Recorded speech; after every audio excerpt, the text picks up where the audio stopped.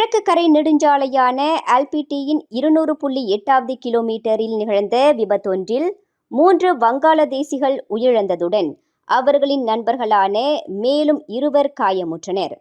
இந்த விபத்து நேற்றிரவு 7:30 மணியளவில் நிகழ்ந்தது.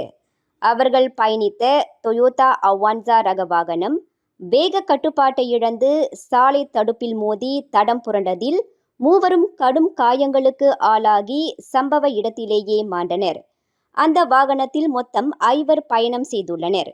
கடும் காயங்களுக்கு ஆளான இதர 2 மருத்துவமனையில் அனுமதிக்கப்பட்டுள்ளனர்.